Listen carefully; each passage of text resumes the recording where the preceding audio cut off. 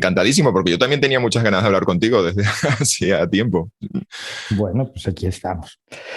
Voy a hacer una breve presentación. Jesús Manuel, pese a que lo ven ustedes juvenil y fragante, tiene un currículum relevante y sobre todo el análisis que hace casi cotidianamente de la realidad política, bélica, social, incluso de nuestro mundo, lo hace impresionante. No puedo dar su currículum completo porque no tenemos tiempo, pero puedo contar que Jesús Manuel Pérez Triana nació en Santa Cruz de Tenerife en 1975, es analista de conflictos armados, geopolítica y fuerzas armadas. Colabora en publicaciones como The Political Room y la revista Ejércitos. Sus artículos han aparecido en publicaciones de las Fuerzas Armadas Españolas, como la revista Ejército y la revista General de Marina.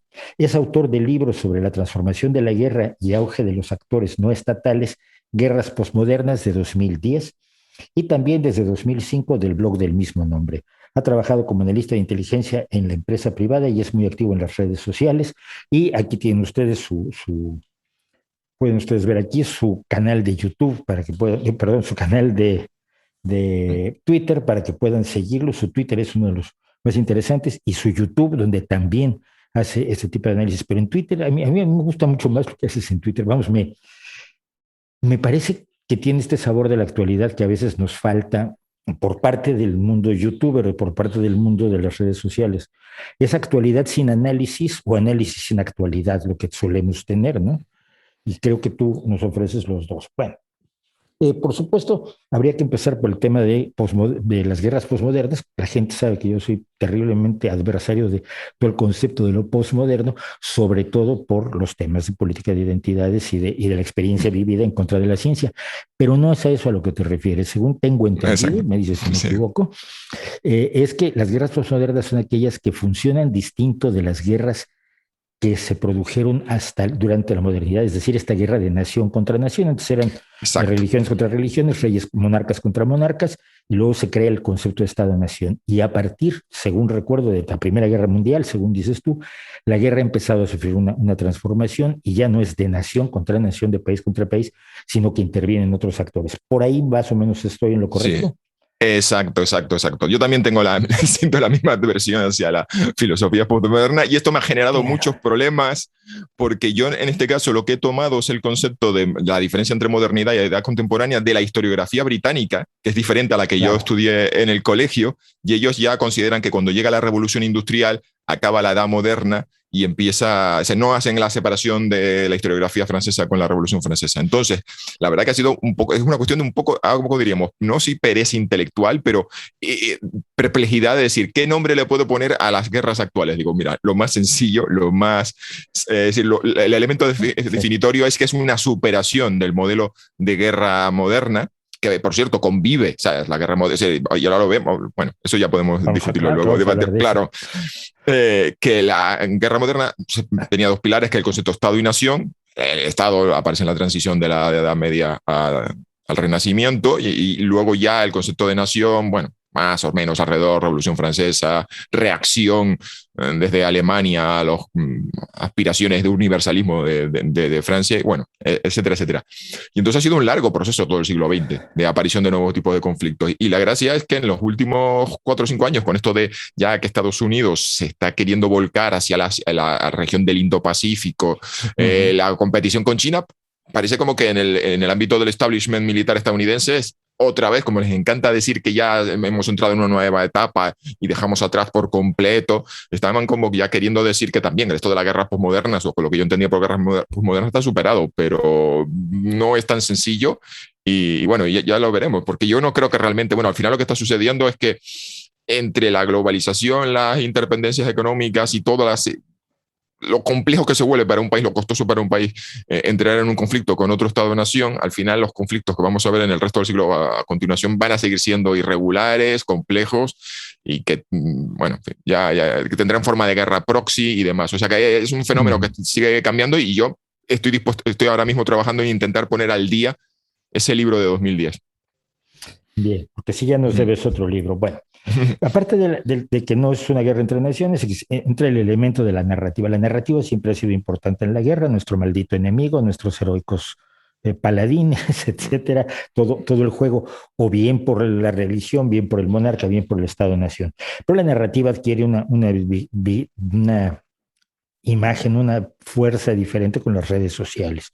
Esto lo estamos viendo, la guerra se lleva a cabo en las guerras sociales. En este preciso momento, mientras hablamos, Jesús Manuel y yo, el gobierno cubano está haciendo la guerra en Internet, bloqueando con un cortafuegos brutal toda la isla para que no nos enteremos de lo que está haciendo Díaz-Canel, lo cual nos hace suponer que no está precisamente repartiendo flores o iniciando el diálogo, pero es una narrativa que se da en las redes sociales con guerras de bots, de trolls, que de eso quiero hablar un poco más adelante. Pero hay un tema que en tu análisis del paso de la Primera a la Segunda Guerra Mundial, del surgimiento de estas guerras posmodernas, entre las cuales se incluyen las guerras la guerra asimétrica, etcétera, está un elemento que quizás antes no existía y es el elemento del pacifismo.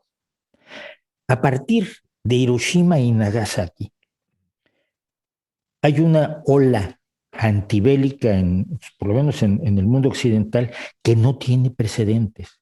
Es decir, quizás hasta Erich María Remarque, hasta Sin Novedad en el Frente, la exaltación de los valores militares, del valor de la guerra, de la bizarría, de todo aquello que sale en las películas estadounidenses, pero ya no se ve tanto en el campo de batalla, era motivación para toda la ciudadanía. Y a partir de la Segunda Guerra Mundial, siento que existe un pacifismo que dificulta incluso el desarrollo de las guerras o hace que se muevan por otro lado. ¿Crees que es un factor o estoy totalmente enloquecido?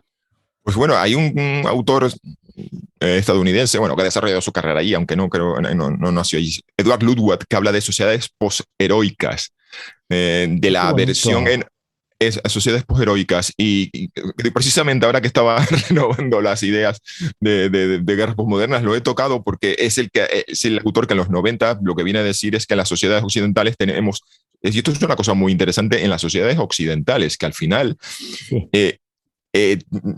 El pacifismo, la tolerancia la convivencia multicultural, el respeto por el otro, al final terminan siendo valores que nos movemos en los países, que manejamos en los países occidentales, mientras que fuera, Turquía, Rusia o China, si se mueven en otras coordenadas, con lo cual se genera un choque muy, muy, muy curioso en el sentido de que nosotros aquí nos estamos,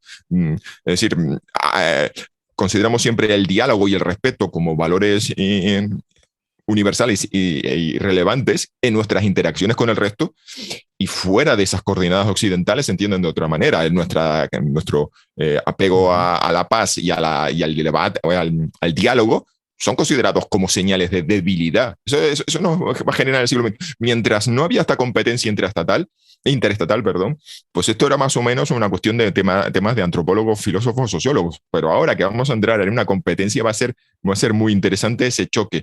Y bueno, de Edward Ludwig lo que venía más, una de las cosas, es curioso, pero una de las variables que planteaba era incluso esta demográfica, de cómo la caída de la mortalidad generaba, si las familias más pequeñas generaba un mayor coste. Es decir, y esto tiene que ver con que uno miraba, por ejemplo, las familias españolas que fueron a la guerra civil, que eran 6, 7 u 8 hermanos, y moría 1 o 2, el impacto demográfico y personal en una familia, que era una tragedia siempre, pero que la generación anterior estaban más familiarizados con la enfermedad y con la muerte. Esa también es otra cosa. Si la muerte estaba muchísimo más presente en las generaciones de nuestros abuelos que actualmente. Y esto puede tener un giro curioso con China y la política del único hijo. ¿Estarán las familias, bueno, teniendo en cuenta que no es una sociedad abierta y democrática donde el peso de la opinión pública pueda orientar políticas externas, pero ¿estará China dispuesta en algún futuro a embarcarse en guerras tecnológicas de alta intensidad en un país donde cada familia solo tiene un hijo y donde la pérdida de ese hijo es una tragedia total? Es una variable demográfica, me pareció muy, muy curioso. Es un concepto que prefiero, que está perfectamente reflexionado y estudiado aquí con lo de la sociedad posheroica y de cómo hemos cambiado los valores en una generación. Es interesante porque Xi Jinping acaba de recomendar que tengan 3 hijos. Claro, evidentemente ni se detuvo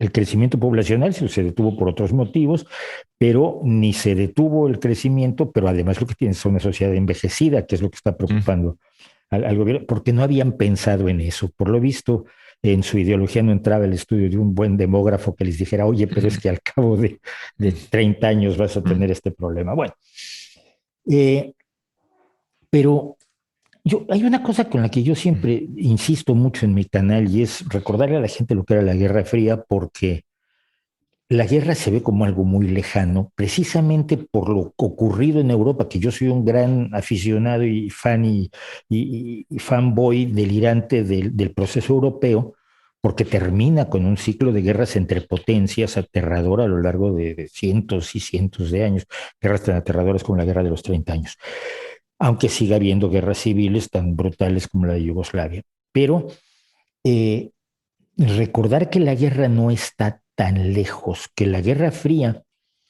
fue un fenómeno que vivimos quienes no estábamos involucrados en ella de una manera vibrante. Todos los días sabíamos que podía ser el último día de nuestra vida.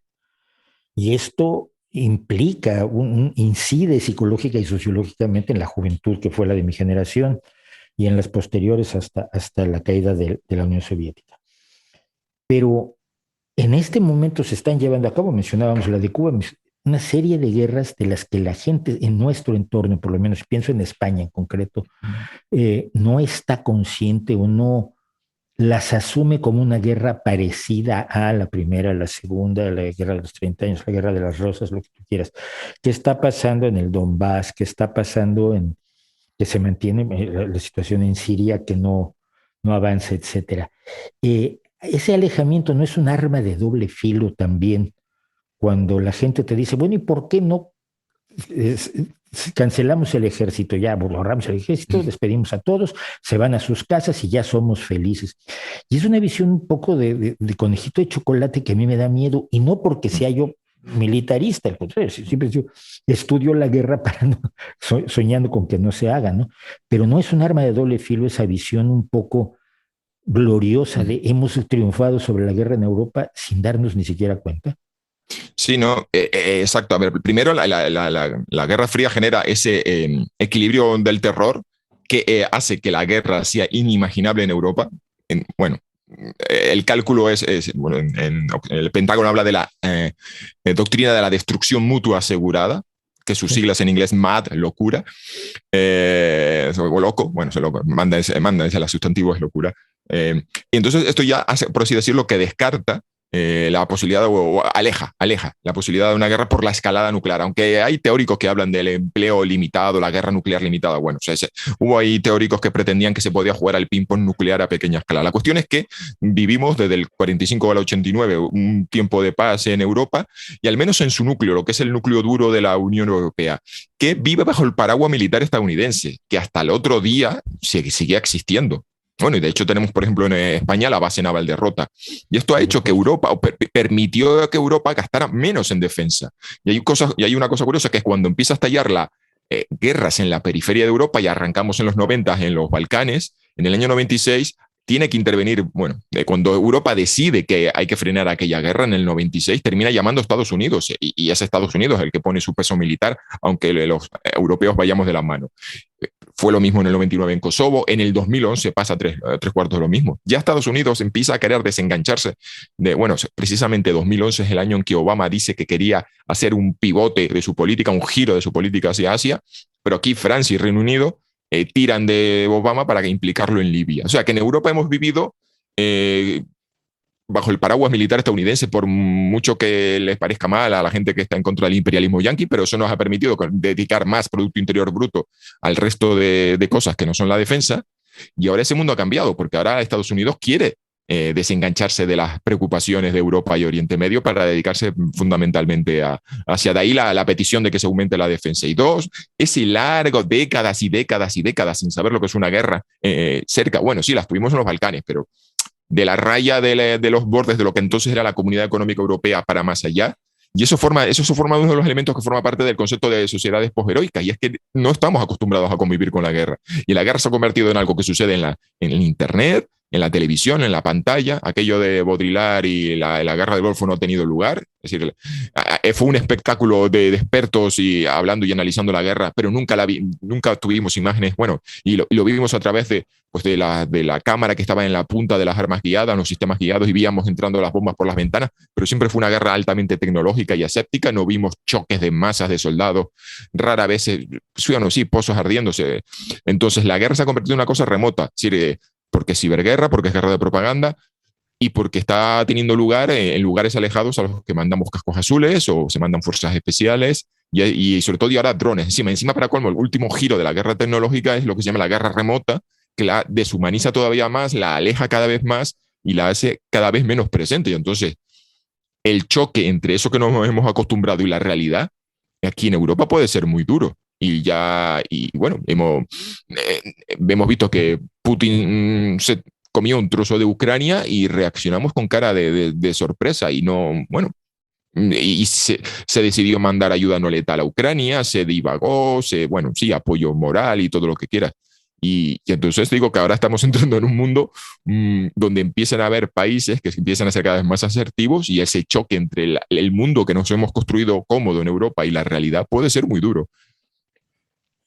Sí, y estoy pensando en que Xi Jinping también se comió Hong Kong y tampoco parpadeamos demasiado, ¿no? Cuando todavía quedaban años del tratado original, y no es un asunto británico, pero el caso de Hong Kong es un asunto que creo que nos afecta a todos. Rusia, sin embargo, antes de entrar a China y a otras cosas más terribles, Rusia ha continuado la lógica de la Guerra Fría de una manera impresionante.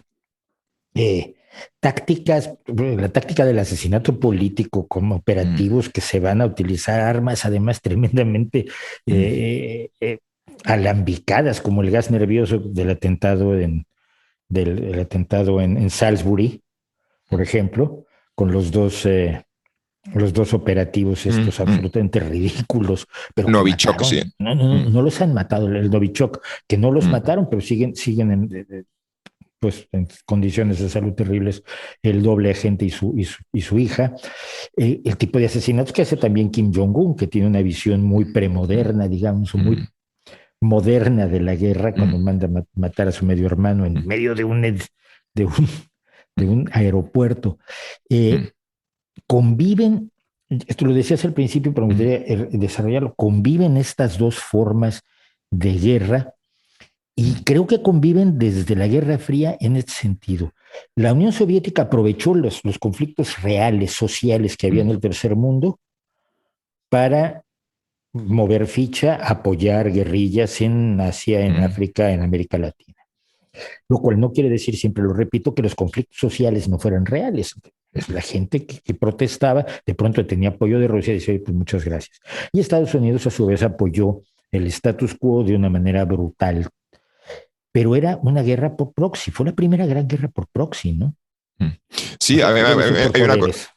Sí, hay una cosa curiosa y es que yo empiezo a estudiar sociología en el 99 y entonces cuando me intereso, yo en la carrera, cuando me hizo interesar por los conflictos armados, llevábamos pues una década nada más que de posguerra fría y hay como todo un debate en el mundo de las ciencias sociales porque de repente se cayó el telón, no solo aparte del telón de acero, pero ese telón ideológico que escondía los conflictos y de repente estallaban los conflictos étnicos y había una perplejidad en las ciencias sociales de cómo puede haber sido que décadas y décadas y décadas de comunismo hayan dado lugar a conflictos étnicos en el Cáucaso, en Asia Central, en la antigua Yugoslavia. Y empezamos a reinterpretar lo que había sucedido en la Guerra Fría, que simplemente eran, en el caso de África es evidente, conflictos que tienen un elemento de premodernidad, porque hay un elemento étnico, pero que sobre el terreno al final lo que se habían articulado esas luchas en función de los bandos, es decir, los bandos enfrentados miraban a su alrededor quién les podía proporcionar ayuda y armamento, y entonces resulta que determinados bandos los identificábamos como el grupo independentista pro-maoísta de Angola, cuando en realidad, cuando luego leías la literatura y de los periodistas que iban allí, claro, en aquel entonces, en la Guerra Fría, no leían los conflictos en términos étnicos, pero si uno mira tanto en Zimbabue, en Angola o en Mozambique, estoy pensando en 3 conflictos del África Meridional, que es una de las que más he leído, te encontrabas con que había muchas luchas en las que la gente que estaba sobre el terreno te articulaba y decía, mira, este grupo en realidad representa los intereses de clase de los mestizos urbanos, y este otro representa los intereses del grupo. Entonces hay una cosa de la posmodernidad, de los conflictos posmodernos, que tienen muchos elementos de la premodernidad, pero con tecnología. Es decir, si nos vamos a las guerras de los 30 años, guerras de religión, y empezamos a ver señores de la guerra y mercenarios y conflictos de descripción, y le añadimos una capa de tecnología, globalización, armamento moderno, nos empezamos a encontrar, vamos a encontrar que es una buena manera de entenderlo, cómo hay esa capa de cerca de las guerras posmodernas recuperan al final, por así decirlo, la Guerra Fría fue una pausa que nos impidió ver todos estos elementos. Entonces hay una capa ahí tremenda de premodernidad mezclada con tecnología. Y en cuanto a lo de la Guerra Fría, esto es una cosa... Rusia no abandonó esa mentalidad, pero claro, mientras simplemente la aplicó, por ejemplo, en Chechenia, donde fue brutal e implacable, dentro de las fronteras de lo que era la República Federal, de Rusia, de la República, pues aquí en Occidente no nos preocupó excesivamente, hasta que aplicó esos métodos en Ucrania o en Siria, donde directamente han aplicado tácticas de guerra quemada, intentando pues, hacer la vida imposible en las zonas civiles, machacando pues, desde colas del pan y hospitales. Entonces, la cuestión es que esos valores seguían ahí, esa manera de hacer las cosas, pero no la habíamos visto en práctica porque no habían surgido los conflictos. Eso yo decía que el despertar va a ser, en fin, puede ser espeluznante porque no estamos acostumbrados a enfrentarnos en condiciones de igualdad con países que no aplican nuestros valores occidentales. Yeah. Hay un par de cosas que a mí me llaman mucho la atención. Primero, la incredulidad de la gente sobre, por ejemplo, la operatividad en redes sociales de la gente de Putin. Cuando hay gente que te dice que lo de Holguino es una mentira casi urdida por la CIA, aquella granja de bots que funcionaron sobre todo para poco antes de las elecciones de 2016 de Trump y en los meses siguientes, y la gente tiene una enorme incredulidad ante esto, pero queda un remanente que a mí nunca me dejará de llamar la atención, y esto entra en el terreno de la guerra psicológica. Hay gente que si ve algo de Russia Today, te dice que está representando al comunismo, y te lo dice gente de derecha y de izquierda. Siguen viendo a Putin como una especie de Brezhnev o de Nikita Khrushchev o de Stalin incluso, confundiéndolo ideológicamente. Igual te lo dicen gente muy a la derecha, te lo dice gente muy a la izquierda, y es como a mí me deja una idea de que no se ha comprendido lo que ocurrió entre 1989 y hoy en lo que fue la antigua Unión Soviética. Y esto le ha abierto el espacio a muchos dictadores de unos niveles, nivel Lukashenko, nivel Burmadejabov, nunca lo pronuncio bien, Burdamejadov. Es decir, tenemos ahí una serie de bestias equivalentes a los gorilas de la Sudamérica de los años 70, ¿no? La verdad que nos ha llamado la atención las mismas cosas porque muchas de las cosas que acabas de mencionar me han llamado a mí la atención. Primero, bueno, sabes que yo en el 2014 la crisis de Ucrania no me pareció que fuese una cosa puntual ni casual, lo llamé la nueva Guerra Fría. Me cayeron palos por todo, o sea, es una experiencia personal. Yo estaba en un momento personal y laboral muy malo y entonces en el mundo académico me dijeron que no entendía lo que había sido la vieja Guerra Fría y yo lo que venía a decir que lo que estaba sucediendo en Ucrania no era solamente un desafío geopolítico, sino que había un elemento ideológico. Y una de las cosas que a mí me dejaba profundamente perplejo porque hasta que no entendí, o sea, no creé este esquema, no entendía y era que digo, ¿pero qué hacen comunistas de la vieja escuela compartiendo Russia Today todo el día? Y de repente, bueno, ellos te lo decían, dice, el compañero Putin no será comunista, pero está haciendo una labor antiimperialista.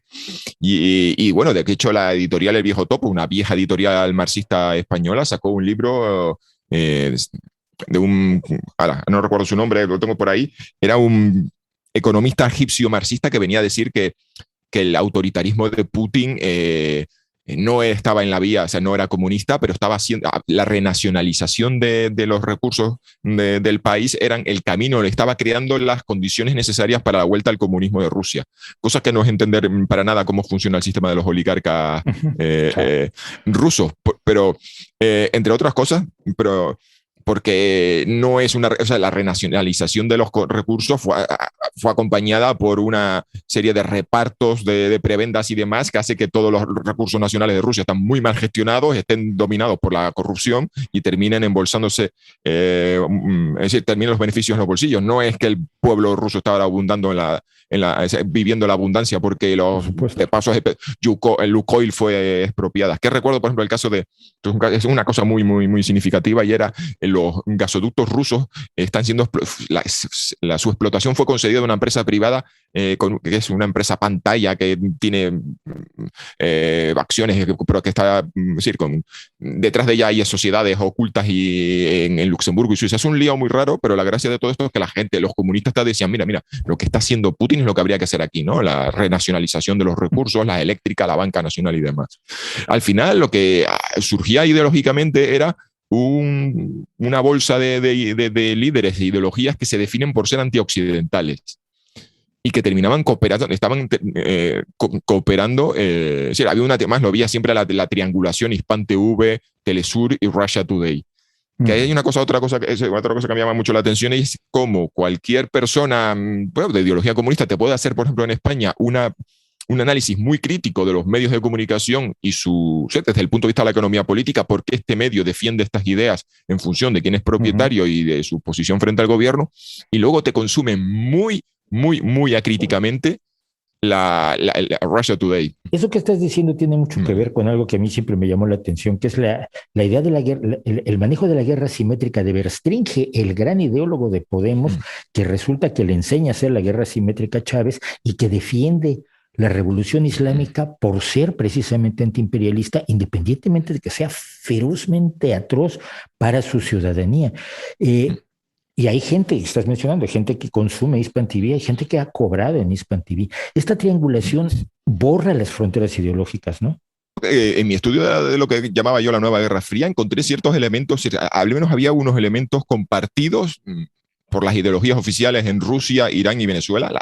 Todos más o menos mantenían el mismo discurso y le presentaban a su ciudadanía la idea de que nosotros aquí en este país sufrimos durante décadas el gobierno de oligarquías que estaban al servicio de los intereses extranjeros, fundamentalmente estadounidenses. Menos mal que hubo un cambio político, vino un nuevo régimen, un régimen político, en el que un líder fuerte por fin ha plantado cara al imperialismo yanqui, ha recuperado la centralidad de los propios intereses del país, ha puesto los recursos del país al servicio de la ciudadanía, aunque esto sea absolutamente falso, bueno, pero al menos estamos hablando del discurso. Y luego encontramos con que desde el peronismo y desde el chavismo encontramos ideas que también resuenan un poco con la revolución iraní, los desposeídos, los descamisados, y una cierta sensibilidad social. De hecho, Alexander Dugin, que es un teórico del ultranacionalismo ruso, habla de que uno de los elementos comunes, que es decir, que Rusia debería buscar países que tengan una preocupación por los intereses, un nacionalismo profundo y como lo llamaba él, sensibilidad social, justicia social, más o menos como que eso era los elementos comunes de todos estos regímenes que le están plantando cara al imperialismo yanqui. Claro, estamos hablando del discurso, porque la sensibilidad social y la lucha contra las oligarquías, pues evidentemente no se aplica en ninguno de todos estos países, pero tienen al menos una cierta línea común. Y esto se ve mucho en los medios, en sus medios oficiales, que además, por ejemplo, en el caso de Rusia, tienen una línea para el mundo de habla hispana muy peculiar, porque resuena decirle a un izquierdista latinoamericano de toda la vida que está en contra del imperialismo yanqui, el discurso ruso le resulta muy familiar. Cuando, por ejemplo, en su versión en alemán de Russia Today, tiene un discurso conservador anti-inmigración, que está apelando a un sector de la población alemana completamente. Prácticamente ajustan su discurso al público. Evidentemente, y además, claro, si uno quiere informarse sobre Irán y sobre Rusia, nunca va a encontrar información relevante en ninguno de estos canales. Su discurso siempre gira en torno a la hipocresía occidental, a las contradicciones y a los problemas que tenemos en Occidente. Esto es interesante mencionarlo ahora cuando una activista como Maciel Ineyad, que es una mujer que ha luchado por las mujeres iraníes en contra del hijab, que fue perseguida, que está viviendo en Estados Unidos y que ahora se acaba de descubrir que hace varios meses estaban intentando secuestrarla para llevarla a Venezuela y de Venezuela despacharla a Irán para ser, evidentemente, si tiene suerte, encarcelada 40 años. Afortunadamente no lo fue. Pero todo esto cuando lo cuentas parece que estás jugando con el enemigo. A mí me parece alucinante porque es el triunfo de la desinformación. Pero vamos a cambiar hacia otro tema que me parece muy importante en este momento. Se ha terminado la salida de las tropas estadounidenses de Afganistán y lo que se está produciendo en Afganistán es una desbandada de las fuerzas oficiales, digamos, de las fuerzas hoy en el gobierno, de las fuerzas que apoyaba Estados Unidos, muy parecida a la que se dio a partir del 30 de abril de 1975, cuando Estados Unidos desaloja la embajada de Saigón y reconoce haber perdido la guerra de Vietnam. Afganistán ha sido una encrucijada y al mismo tiempo un acertijo a lo largo de toda la historia. La entrada de los soviéticos en Afganistán es uno de los elementos, de los muchos elementos que colaboran a la destrucción del bloque comunista. Y ahora Estados Unidos entra a Afganistán y sale tal como entró sin dejar absolutamente nada. ¿Por qué, primero que nada, Afganistán ha sido un acertijo tan grande? ¿Y por qué no se puede hacer nada? Porque lo que se está haciendo es entregar a la ciudadanía, a la población, en las garras de los talibanes que sabemos que no juegan limpio. Bueno, es que, a ver, lo que ha pasado en Occidente, en Afganistán, es que ha planteado dos guerras en paralelo. Una ha sido la lucha contra los talibán y la otra ha sido un intento de modernizar el país. Y lo que podemos concluir después de esta experiencia es que eran dos objetivos incompatibles. Los que estaban allí sobre el terreno te decían que la única manera de triunfar frente a los talibán era aliarse con los señores, los poderes fácticos, los señores de la guerra, reconocer toda una serie de estructuras premodernas y no tratar de convencerles de que cambiaran su forma de vida, sino simplemente negociar y pactar y hacer pues toda una serie de acuerdos pragmáticos, sabiendo y reconociendo pues, que podían ser ultracorruptos, que podían estar implicados en el tráfico de las sustancias y de lo que fuera. Y que la única estrategia ganadora era reconocer a Afganistán tal cual era, sin tratar de dedicar recursos y esfuerzos en hacer una transformación cultural y política de un país indómito y bastante complicado. Luego, en términos más prácticos, más allá de un esencialismo de decir, bueno, si es que Afganistán es tumba de imperio, será siempre así, siempre lo fui, siempre lo será. Luego encontramos que realmente había como una enorme desidia. Ahora está pendiente de que se publique un libro sobre los Afghanistan Papers, que la verdad que no recuerdo el caso dónde fue, si fue documentos desclasificados, fue una filtración, pero sé que un periodista obtuvo una montaña de papeles y documentos sobre Afganistán, de la presencia estadounidense allí, y la conclusión que uno saca leyendo los adelantos es que los funcionarios estadounidenses que acudían a Afganistán daban la guerra por perdida, o al menos daban a entender que era un esfuerzo enorme y ellos estaban allí simplemente para tratar de no meter la pata demasiado para que aquello no fuera una mancha en su carrera y tratar de, pues por ejemplo, gastar el presupuesto que se les asignaba. Lo importante era, al menos, que en Washington vieran que ellos estaban gastando presupuesto y haciendo cosas. Todos los años se construían no sé cuántos kilómetros de carretera, todos los años se inauguraban no sé cuántos colegios, todos los años se daban y se impartían entre militares y policías no sé cuántas sesiones, seminarios de formación y entrenamiento en sensibilidad de género, de respeto a los derechos humanos. Que aquello servía para algo, daba igual, tú hacías check, check, check, check en la tabla, mandabas el Excel a Washington y al menos esperabas que aquello pues te darían una medalla a lo mejor por cumplir tu trabajo en unas condiciones precarias o difíciles como un país de Afganistán, pero nadie estaba allí pensando que iba a ganar la guerra, sino que simplemente era como una mentira consensuada de que aquello era un esfuerzo inútil. Y año tras año, año tras año, año tras año, hasta que esto ha terminado por estallar. Y además hay una cosa muy curiosa y es que hay una tradición en Afganistán de siempre de cambiar de bando cuando se ve que la guerra se está perdiendo. Entonces cuando hay un momento siempre como de masa crítica en el que las guerras se resuelven en un periodo muy corto. Lo vimos también, por ejemplo, en el año 2001, cuando desembarcan allí agentes de la CIA y fuerzas especiales estadounidenses, que les costó semanas y semanas pactar y pactar batallas, pero hubo un momento en que los propios señores de la guerra se dieron cuenta de que los talibanes iban a perder y de repente la caída de Kabul se produjo por sorpresa, pilló por sorpresa a todo el mundo y fue la estampida general de los miembros de Al-Qaeda que terminaron en Pakistán. De hecho, pues ahí sabemos que Bin Laden terminó en Pakistán. Entonces, lo que está produciéndose ahora mismo es eso, es una estampida general, un cambio Y ahora la duda, lo que a mí me queda es que hay toda una generación de afganos que han ido a la universidad, que hay mujeres que han trabajado, que se han educado, afganos que sí querían un país diferente, los que sí querían un país más moderno, que una de dos, o van a tener que huir y vamos a ver si los acogemos o a dónde van a parar, van a volver a convertirse en refugiados, porque en los 80 hubo millones de afganos que tuvieron que salir del país, y vamos a ver qué hacemos con ellos y si dentro de aquí unos años, dentro de unos meses vamos a ver una resistencia contra los talibán, porque ahora mismo todo el mundo está cambiando de bando y todo se precipita, pero yo no creo que los talibán consigan imponerse a sangre y fuego y pacifiquen el país. Es decir, la propia naturaleza del país indómito lo va a impedir. Y hay una cosa muy curiosa y muy interesante, que es que los talibán han dicho que ellos no tienen ningún inconveniente en que empresas chinas entren en el país, cuando ellos tomen el poder y entren en Kabul, que ellos no van a tener ningún inconveniente en firmar acuerdos con China. Y de hecho han dicho que ellos van a tratar de...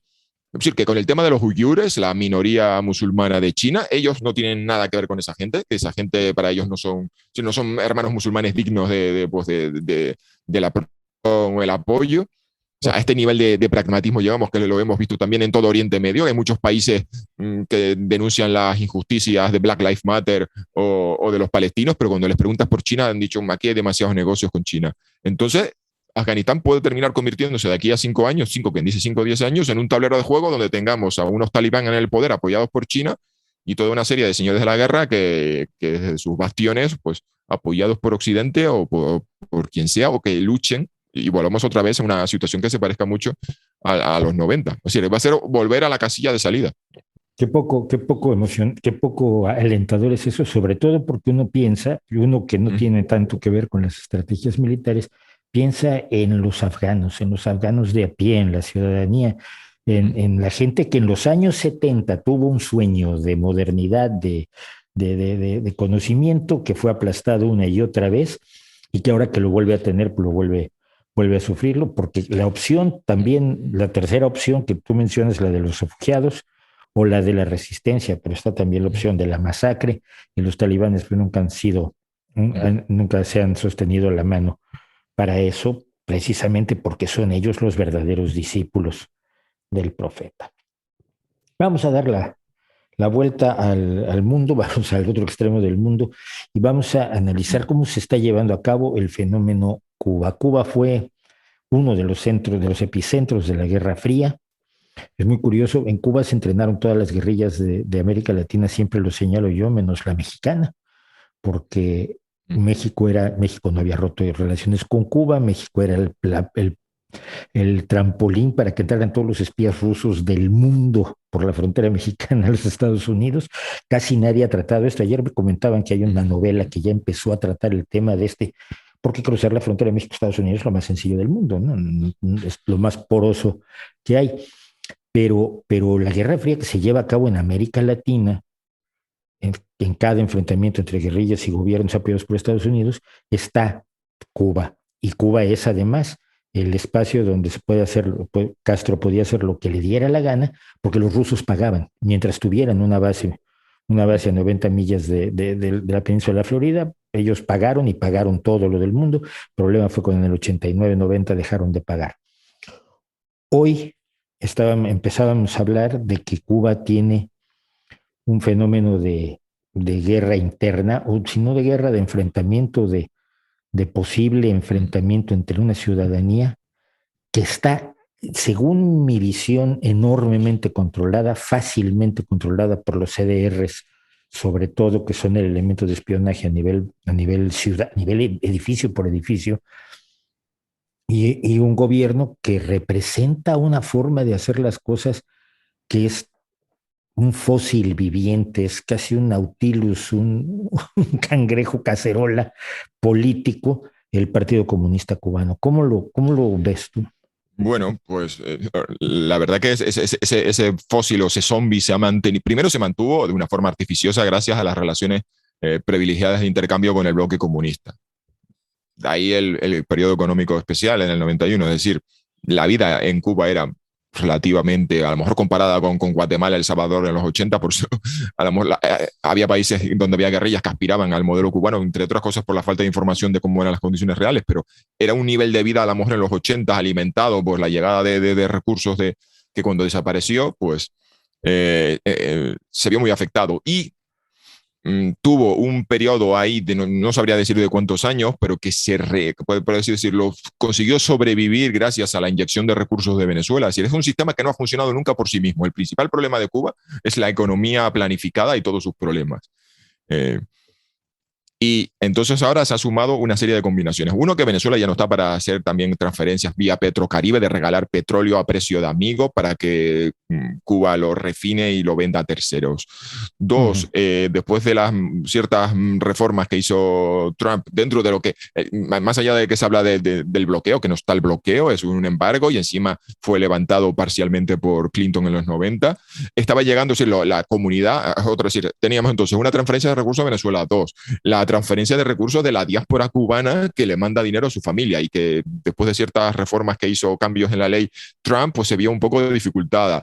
Tres, teníamos el turismo, que se ha visto afectado por el coronavirus, con lo cual tres fuentes de recursos que estaban manteniendo a un sistema decrépito, zombie, pues se han visto afectados. Y nos ha llevado hasta estas circunstancias donde la gente, a pesar del miedo a los miedo a la policía, al ministerio, es decir, a todo el aparato de pues ha salido a la calle porque es una situación de desesperación, que por cierto, desde el pasado domingo no tienen que ver con el coronavirus, a pesar de lo mal que estaba lo de emergencia en Matanzas, sino que tiene que ver con una serie de cortes de luz y cortes de agua que se prolongaban ya por demasiado tiempo.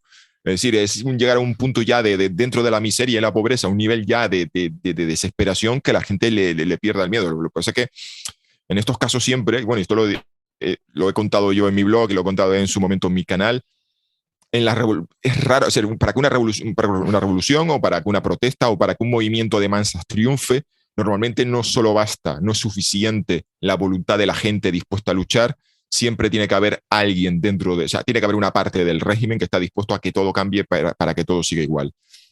Digo yo que, lo contaba yo, que cuando uno se acerca a las historias de las revoluciones, siempre que esa parte es la menos romántica, porque hay siempre una parte de negociación en la que se habla con pues, elementos del ejército, de la policía secreta, a la que se les promete pues, una amnistía, o que conserven su cargo, o que conserven sus bienes, y se les hace como, vamos, aquí esconder su basura bajo la alfombra, entre otras cosas a veces pues, incluso porque los propios del aparato de seguridad te dicen, vale, yo a cambio todos los dosieres que tengo los voy a triturar y todos tus negocios oscuros o todas tus miserias que yo he observado también. Y entonces hace un pacto de caballeros entre elementos de la oposición y elementos del régimen. Y entonces un día el jefe de gobierno dictador de turno levanta el teléfono y le dice al jefe de la policía secreta, o salga a la calle, saque los tanques o saque las furgonetas con los cañones de agua, y no le contesta no. Y entonces pues aparecen las huidas precipitadas, Ceausescu huyendo en un helicóptero, lo que entonces, viendo la situación terrible, porque no tenemos que perder la perspectiva, y es que la situación es tan terrible que la gente ha perdido el miedo para protestar por la situación, por cómo están las cosas, pero yo hasta ciclo de protestas en Cuba solo sospecho de que solo vamos a ver violencia y represión por parte del régimen. Ha habido ahora, anunciaron ayer, creo que fue, cuando anunciaron de que se iba a permitir, iban por cierto, tanto que se quejan del embargo, ¿cierto?, del bloqueo, iban ellos, Cuba, el gobierno cubano iba a permitir la entrada de medicinas y alimentos por parte de familiares, o sea, que una de las soluciones que plantean es que la comunidad en el exilio pues siga, mande recursos a sus parientes allí, el que no tenga un pariente viviendo en Miami o en España, pues no va a tener acceso, no, estas medidas no le afectan porque no va a ver nada, pero sí, habrá gestos muy pequeños. También el presidente ha dicho, bueno, hay que escuchar algunas, hablaba un poco de hay que ser comprensivo con el malestar de la gente, pero esto no le veo yo que conduzca, quizás, digo, en el corto plazo, que esto no nos pone en un camino de un cambio serio y real en la isla.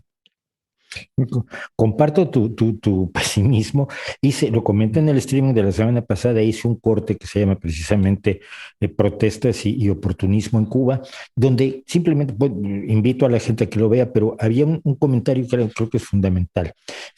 Cuba comercia con más de 100 países y comercia en parte con Estados Unidos. No es un embargo comercial total, sino parcial, pero exporta 1.100 millones de dólares e importa más de 5.000 millones de dólares. Es decir, tiene un desequilibrio de 4.000 millones de dólares que ha sustituido con el turismo, con el alquiler de médicos, aunque se presenta como acción solidaria del gobierno cubano, el envío de médicos, cada médico se cobra, se alquilan los médicos cubanos y por supuesto las remesas de los cubanos en el extranjero. Que a mí me tocó precisamente el paso de la dolarización cuando se permitió que los dólares entraran legalmente a Cuba, porque antes era ilegal. Entonces tú andabas por La Habana y alguien te decía, mira, te doy los dólares y me compras una lata de chorizos en la Diplotienda, porque yo no puedo entrar con mis dólares porque mis dólares me llegaron por cómo llegaban las cosas a Cuba. Y esto se tuvo que abrir precisamente a raíz de la caída del régimen, del bloque comunista. Pero una de las cosas que me decía alguien es, si la gente de los CDR y de la policía y de las brigadas de respuesta rápida no se empiezan a pasar del lado de la gente, esto no tiene futuro. Y es exactamente la visión que me estás dando tú. Sí, es que digo, tenemos una visión muy romántica, lo del pueblo, luchando en armas en la calle, pero la historia de los cambios y las transformaciones sociales siempre pasan porque haya una parte de los miembros que tienen el poder y que tienen el aparato de represión que decida cambiar para que todo cambie. Y esto, es decir, que este ciclo de protestas, al menos en el corto plazo, en lo que estamos, bueno, de todas formas, bueno, viendo ya lo que pasó con el movimiento San Isidro, es decir, estamos viendo que esto no, es decir, que el cambio, la aparición ya de gente que está dispuesta es decir, el nivel de desesperación y de hartazgo que lleva a la gente a significarse, pues es muy alto. Y esto quizá, a lo mejor, estamos en el comienzo de un proceso de largo plazo, pero en el corto yo la verdad que tristemente me parece que esto no va a generar. Eso sí, yo lo que estamos viendo es que cayó el muro, el bloque comunista, Venezuela no está ahora mismo para estar regalando recursos a Cuba. Y luego había un intento, o sea, Cuba se había fijado en el modelo vietnamita, más que en el chino, habían incluso traído a asesores vietnamitas, pero bueno, querían imitar el modelo de transformación vietnamita, pero al final se dieron cuenta de que implica demasiada apertura, demasiados cambios, y creo como que habían cogido como la partitura, pero no habían querido interpretarla a fondo hasta sus últimas consecuencias. Entonces, lo que vemos es que están atrapados en el que este modelo no funciona y ya las excusas, o al menos los salvavidas históricos que habían tenido, pues no están ahí. ¿En qué año fue lo del modelo vietnamita? Pues ahora no, tendría que consultarlo. ¿No? Esto quien lo había estudiado más era un biólogo gallego que tenía el blog Ciencias y Cosas, y la verdad que pues sería cuestión de consultarlo. Incluso había en el puerto de Mariel, el famoso de los Marielitos, donde habían salido querían hacer una zona económica especial con capital brasileño. O sea, había algunos tímidos intentos, pero da la sensación de como que no estaban dispuestos a asumir todas las consecuencias que es terminar transformando el país, el modelo. Es que uno de mis ejemplos eternos con Cuba ha sido Vietnam. Vietnam sufrió un embargo comercial brutal de 1975 a 1995. Evidentemente Estados Unidos no quiere que se ahoguen porque les han ganado la guerra y levanta una economía y Clinton tiene que levantar el embargo porque hay inversionistas que quieren entrar en el juego vietnamita. Mientras analiza uno lo que hizo con la economía cubana Fidel Castro y después Raúl y hoy Díaz-Canel, y ha sido mantener una economía de los años 50, 40, 30, una economía agrícola, una economía que vende hasta hoy, si uno ve las cifras, pues vende tabaco, caña de azúcar y poco más, y crustáceos. Son los tres principales rubros de la exportación cubana. Si no tienes nada que vender, es un caso muy, comprar. Vietnam es un caso muy curioso porque me acuerdo ahora, el día que tocaba el aniversario de la salida a Saigón, pues siempre me encontré en las redes sociales a comunistas celebrando Vietnam, el desafío, bueno, en fin, victorioso, bla, bla, bla. Pero si uno mira lo que están diciendo los vietnamitas ahora en 2021, su principal preocupación es China, país con el que ya tuvieron una guerra en el año 79. Entonces, los vietnamitas son un país ahora mismo que abiertos de brazos a Estados Unidos, desde el punto de vista comercial y el punto de vista geopolítico. Recuerdo que hubo un buque de la Armada estadounidense vietnamita, y siendo el comandante del buque, el hijo de un vietnamita que se había exiliado en Estados Unidos, y era como simbólico que el hijo de un oficial. Y además hay por ahí reportajes documentales de veteranos de la guerra de Vietnam que acuden a Vietnam y van allí y echan la lágrima cuando los vietnamitas le dicen, eso es cosa del pasado, nosotros ya esto lo tenemos perdonado, porque él sentían que pues, tenían como un sentimiento de culpa por las barbaridades que hicieron allí y demás. Y para terminar, porque esto fue una anécdota muy divertida, bueno, divertida, el día que murió John McCain, fue piloto, o sea, primero fue piloto naval, luego fue senador, candidato a presidente. Bueno, cuando murió John McCain, bueno, pues, igual otra vez comunistas españoles diciendo barbaridades en las redes sociales. Y yo, simplemente esto ya fue mala idea que tengo yo, digo, ¿qué estarán diciendo en Vietnam por la muerte de John McCain? Aquí en España, comunistas españoles diciendo que John McCain que se pudra en el infierno, piloto que bombardeó Vietnam. Y me fui, busqué la agencia de noticias estatal vietnamita. Uh-huh. Y el comunicado oficial vietnamita es que lamentaban la muerte de John McCain. Ese senador estadounidense que durante los últimos años trabajó incansablemente por la amistad de los pueblos vietnamita y estadounidense, tendiendo puentes para hermanar, más que hermanar, para acercar, superar. Es decir, el gobierno vietnamita estaba dolido por la muerte de un amigo del país, alguien que era el ejemplo vivo de cómo se habían superado las diferencias históricas y que estaban construyendo un porvenir venturoso de amistad entre los dos pueblos. Es decir, a veces me tengo, la gracia de todo es los más papas, en este caso, más comunistas que el Partido Comunista de Vietnam, porque la historia ha cambiado por completo en el caso de Vietnam. Y me acuerdo, otra anécdota también era esta demoscópica que hacen como siempre estudios de valores internacionales. Ahora no me acuerdo, PEU Internacional, una que de vez en cuando te ofrece pues encuestas sobre valores y opiniones. Y una era la pregunta, exacto, esa. Y era la respuesta a la pregunta, el libre permite a la gente mejorar y prosperar. Y de los países que no creo que fuesen, bueno, 30, 40, 50 de los que habían analizado, Vietnam daba la respuesta positiva más alta de todo el mundo. No sé cómo de fiable eran esos datos para Vietnam, pero me parece que fue una de estas cosas que lees y dices tú, madre mía, las reformas económicas en Vietnam, claro. ¿A dónde han llegado para que los vietnamitas estén convencidos que el libre mercado es la mejor forma de conseguir prosperidad y bienestar en un país? Podría hablar de 20. Perdón por estos dos detalles, pero es que me ha resultado... No. Me parecen enormemente relevantes porque el caso de Vietnam y el caso de China son relevantes en otros terrenos y yo desconozco completamente, además debo decirlo abiertamente, desconozco tu ideología. En mi caso se sabe que soy un socialdemócrata irredento, pero con posibilidad de aceptar todo aquello que sea mejor para la gente sin delirios ideológicos.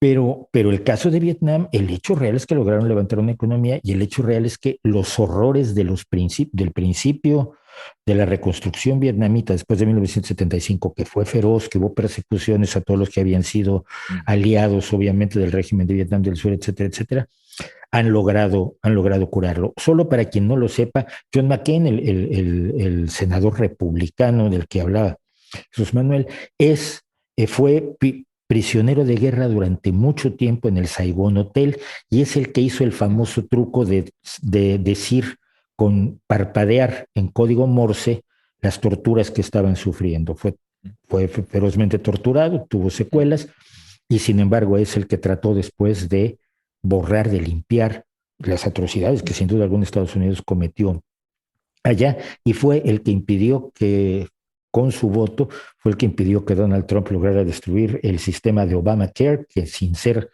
una sanidad pública era por lo menos un respiro para la horripilante situación de la sanidad estadounidense. Jesús Manuel, una última cosa. La Guerra Fría terminó y los arsenales nucleares no se desmontaron. Los arsenales nucleares están allí. Los arsenales nucleares los mantiene Estados Unidos, los mantiene la Unión Soviética, Rusia y algunas algunos países del entorno ruso que siguen teniendo bases de lanzamiento de misiles nucleares. Misiles nucleares que están envejeciendo además con tecnologías de los años 70, 80, pero que siguen presentando una amenaza de la que la mayoría de la gente no está consciente. No hemos desmontado las armas nucleares que podían provocar la destrucción mutuamente asegurada, la Mutually Assured Destruction MAD, delirante. No hemos, de hecho, Putin se ha estado retirando de algunos tratados de no proliferación nuclear que había firmado Rusia o que había retomado Rusia firmados por la Unión Soviética. ¿Cuál es la perspectiva nuclear en este momento?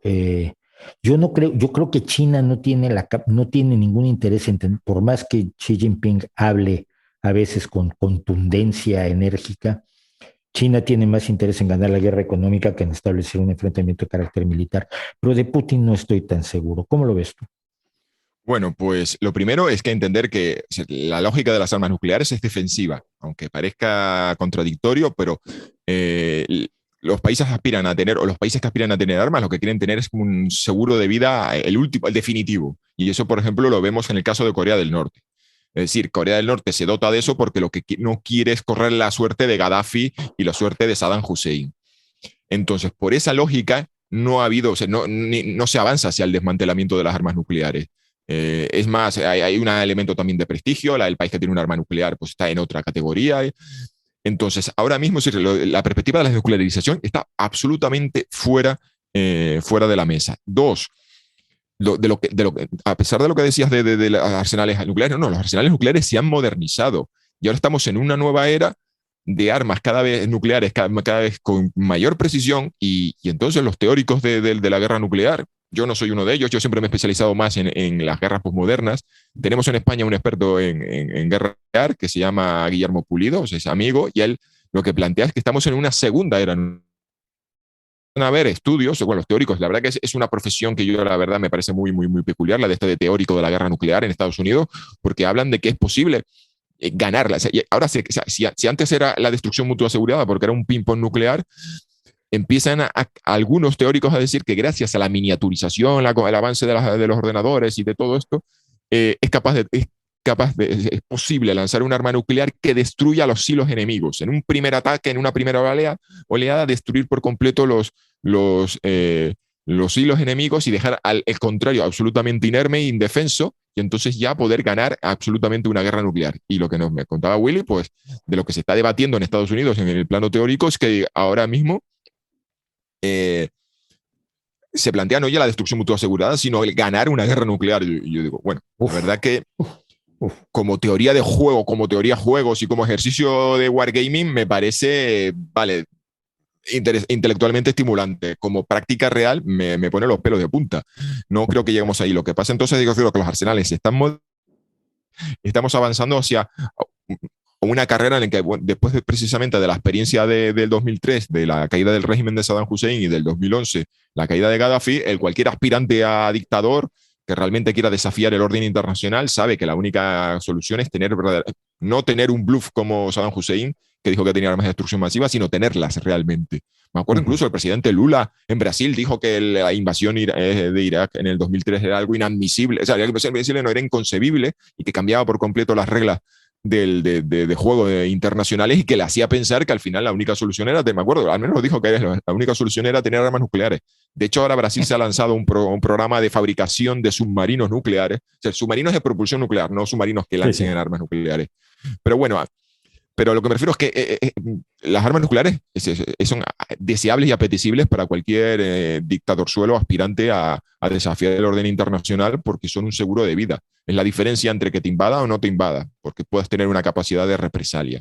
Entonces, no vamos hacia un futuro de desmantelamiento, sino todo lo contrario. Lo que veremos quizás sean acuerdos para reducción del número de cabezas, pero tiene truco, tiene trampa. Al final lo que se van a hacer es reducir el número de misiles, porque hasta ahora se habían hecho cálculos de para poder asegurar la destrucción de los objetivos, pues habría que lanzar 2 o 3 misiles por objetivo. Pues ahora dicen, no, mira, me siento a la mesa, negocio, reduzco el número, simplemente porque ahora yo sé que con menos armas nucleares voy a asegurarme la destrucción de los objetivos que tengo ahí en mi lista, simplemente porque la tecnología me permite ser más preciso. Entonces es posible que en los próximos 10 años veamos acuerdos entre Estados Unidos, Rusia y China que reduzcan el número de cabezas, pero no. O sea, los expertos están hablando de la segunda era nuclear. Más, es decir, más armas, mejores armas, más precisas, cohetes que son capaces de lanzar varias cabezas, ya no es un misil con una sola bomba nuclear, sino que es un misil que cuando reentra en la atmósfera dispersa varias cabezas, en fin. Es un mundo que no es académicamente mi fuerte ni el que me he metido, pero sé que los tiros y sé que ahora mismo lo que se plantea en ese campo va por ahí. Y la gente de la calle no está enterada. Muchísimas gracias. Antes de terminar, y no va a ser la última vez, de aquí a un año tenemos que tener otra conversación, pero me parece que sabes cosas que tenemos que saber todos. Pero precisamente para cerrar eso, brevemente, si quieres, ¿qué es lo esencial que una persona común y corriente de la calle que se interesa por la política de su municipio y que se interesa por los desahucios en Madrid y que se interesa más o menos por la política internacional, aunque no sea tremendamente participante, qué es lo fundamental que tiene que saber sobre la guerra ya bien entrado el siglo XXI? Yo lo pensaría en términos de defensa nacional. Es como te identificabas como socialdemócrata, yo también, yo sería a ojos de un liberal, si yo soy otro tibio, como ellos dicen despectivamente, soy un tibio socialdemócrata, y pensamos en términos de bienes y servicios públicos, y la defensa nacional es es un bien público como otros tantos. Entonces, la posición de tu país indica mucho, pues, es decir, que ese bien público lo disfrutas con una, es decir, la soberanía y la paz, pues, en fin, Nueva Zelanda, Uruguay pueden tener sí, que digo que esta posición, lo que un ciudadano debería saber, es muy diferente en donde estés ubicado. En el caso de los espectadores españoles, que entiendan que están en una esquinita de Europa, cerca de un vecindario muy complicado, y que ha habido razones históricas por las cuales hemos vivido y disfrutado de paz. Y eso puede cambiar. Y nosotros en Europa tenemos, para el espectador español, sería que no tenemos la conciencia de que y ese escenario ha cambiado. Y hay un problema en esto, que las decisiones, o como diría, una pura teoría de juego, las decisiones no funcionan unilateralmente. Ese deseo de paz que tenemos en Europa, que consideramos un valor supremo, nunca funciona de una forma unilateral. Reduzcamos nosotros nuestros arsenales porque eso es un gesto, no, sino que es una combinación. Y al final lo que puede suceder en el caso, por ejemplo, de España, que es el país que más conozco, es que uno, que hemos disfrutado del paraguas estadounidense, dos, hemos sido un país muy rácano a la hora de gastar en esto, pues esto genera efectos y es la percepción que generamos fuera de país débil. Y eso tendrá efectos en el que otros serán más agresivos con nosotros. Para un ciudadano que esté en Hispanoamérica, pues el tema de la guerra, pues mira, yo le diría que esto es una cosa a lo mejor que allí, bueno, cuando tenía una experiencia, recuerdo en Uruguay hablando, que tienen un peso muy fuerte de los años 70 y las dictaduras militares, y tienen una concepción de que las Fuerzas Armadas son un instrumento para la guerra y para la represión. Y esto pasan por alto de que el espectro en el que estamos hablando, cuando hablamos de conflicto y de seguridad, no es paz y guerra. Hay una zona gris en medio enorme que tiene que ver pues, con muchos asuntos. Y, por ejemplo, mira, una cosa muy concreta que estaba sucediendo era las prácticas depredatorias de la flota pesquera china en el Cono Sur, que se estaba generando preocupación en Perú, en Chile, en Argentina, y yo digo, pues mira, ahora caen en la cuenta de que las Fuerzas Armadas son necesarias para poder ejercer la soberanía y defender unos recursos naturales. Entonces, creo que esa mentalidad, a lo mejor también puede que las propias Fuerzas Armadas allí hayan tardado años en asumir el cambio, pero entender que son necesarias. Al final, es necesarias y que hace falta disponerlas quizás no para la guerra total, convencional que tenemos, pero sí para las amenazas del siglo XXI, que son absolutamente diferentes. Entonces yo como socialdemócrata entiendo, yo siempre me muevo en esos parámetros. Es un bien público, la seguridad, la paz, y que igual que la educación y la sanidad y la educación, pues son bienes en los que hay que gastar en la justa medida en función del entorno y el contexto en el que esté tu país. Y para que la gente tenga una idea, búsquense por allí las fotos nocturnas de la costa atlántica frente a Argentina, los caladeros de calamares y cómo se ilumina en la noche todo eso con las luces de los barcos, mayoritariamente chinos, efectivamente. Jesús Manuel Pérez Triana, muchísimas gracias. Guerras Postmodernas, síganlo en YouTube, síganlo en Twitter. Tiene mucho que contar y son cosas que todos debemos saber. Muchísimas gracias por estar con nosotros y que digo, nos va a ser la última vez. Encantadísimo, pues espero eso, que efectivamente no sea la última vez bueno, un saludo a todos los espectadores. Nos vemos en Twitter, muchas gracias. Esto ha sido El Rey va desnudo. El tema de hoy es extraño, quizás para lo que hemos hablado, aunque hemos tenido también algunos análisis de lo que ha sido, de lo que fue la Guerra Fría, de lo que fue el Che Guevara, de lo que han sido una serie de fenómenos que nos afectan y que requieren el concurso del pensamiento crítico tan intensamente como lo requieren las medicinas alternativas, tan intensamente como lo requieren las religiones, tan intensamente como lo requieren todos los enemigos de la ciencia. Así que, pues, muchísimas gracias. Y defenderse, decía alguien, una de las viejas frases romanas era: si quieres la paz, prepárate para la guerra. No puedes tener paz si no tienes defensa, y esto puede ser una desgracia, puede ser algo que no nos guste, pero es algo con lo que tenemos que vivir o vivir menos de lo que querríamos. ¿No cree usted? Muchas gracias.